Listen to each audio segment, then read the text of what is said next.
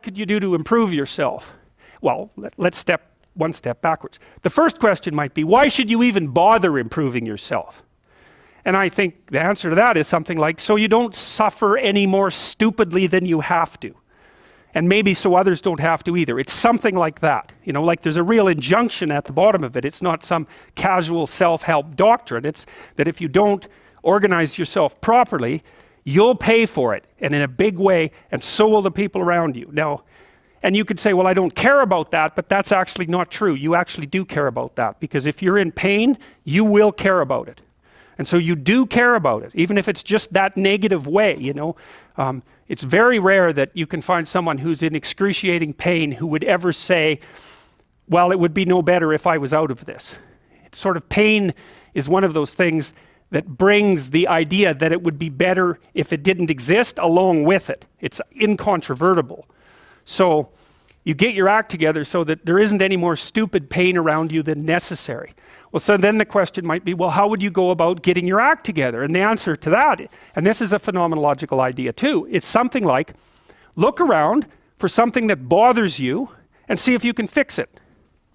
So now you think, well, let's say you go into you can do this in a room. It's quite fun to do it just when you're sitting in a room, like a room, maybe your bedroom. You can sit there and just sort of meditate on it and think, okay, if I wanted to spend 10 minutes making this room better, what would I have to do? And you have to ask yourself that, right? It's not a command, it's like a genuine question. And things will pop out in the room that you know, like there's a stack of papers over there that's kind of bugging you, and you know that maybe little order there would be a good thing, and you know, there's some rubbish behind your computer monitor that you haven't attended to for like 6 months, and the room would be slightly better if it was a little less dusty and the cables weren't all tangled up the same way. And like if you allow yourself just to consider the expanse in which you exist at that moment, there'll be all sorts of things that'll pop out in it that you could just fix. And you know, I might say, well, if you were coming to see me for psychotherapy, this easiest thing for us to do first would just be to get you to organize your room. You think, well, is that psychotherapy? And the answer is, well, it depends on how you conceive the limits of your being. And I would say, start where you can start. You know, if something announces itself to you, which is a strange way of thinking about it, as in need of repair, that you could repair, then hey, fix it. You fix 100 things like that, your life will be a lot different. Now, I often tell people too, fix the things you repeat every day, because people tend to think of those as trivial, right? You get up, you brush your teeth, you have your breakfast, you know, you have your routines that you go through every day. Well, those probably constitute 50% of your life. And people think, well, they're mundane, I don't need to pay attention to them. It's like, no, that's exactly wrong. The things you do every day, those are the most important things you do. Hands down. All you have to do is do the arithmetic. You figure it out right away. So 100 adjustments to your broader domain of being, and there's a lot less rubbish around, and a lot fewer traps for you to step into. And so that's in keeping with Jung's idea about erasing once you've got your mind and your emotions together, and once you're acting that out, then you can extend what you're willing to consider yourself and start fixing up the things that are part of your broader extent. Now, sometimes you don't know how to do that. So you might say, imagine you're walking down Bloor Street and there's this guy who's like alcoholic and schizophrenic and has been on the streets for 10 years. He sort of stumbles towards you and, you know, incoherently mutters something. That's a problem. And it would be good if you could fix it, but you haven't got a clue about how to fix that.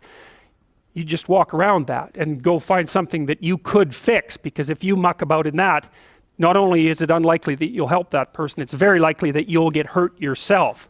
So, you know, just because while you're experiencing things announce themselves as in need of repair doesn't mean that it's you right then and there that should repair them. You have to have some humility. You know, you don't walk up to a helicopter that isn't working and just start tinkering away with it.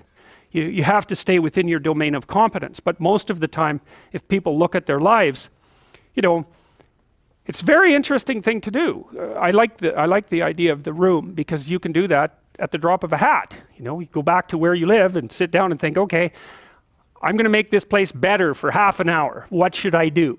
You have to ask.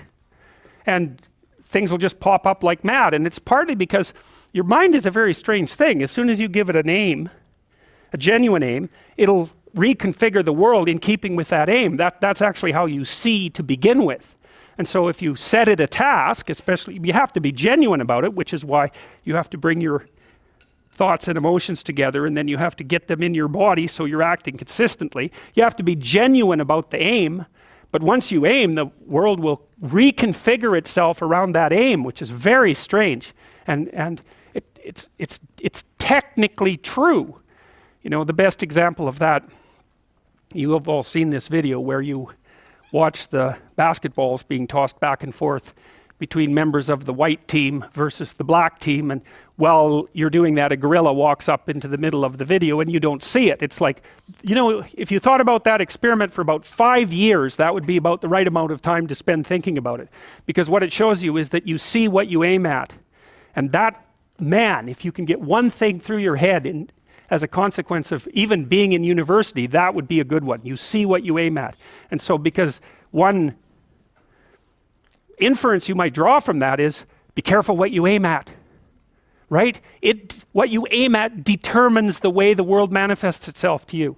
And so if the world is manifesting itself in a very negative way, one thing to ask is, are you aiming at the right thing? Now, you know, I'm not trying to reduce everybody's problems to an improper aim. People get cut off at the knees for all sorts of reasons. You know, they get sick, they have accidents. There's a random element to being, that's for sure. And so you don't want to take anything, even that particular phrase, too far. You want to bind it with the fact that random things do happen to people, but it's still a great thing to ask.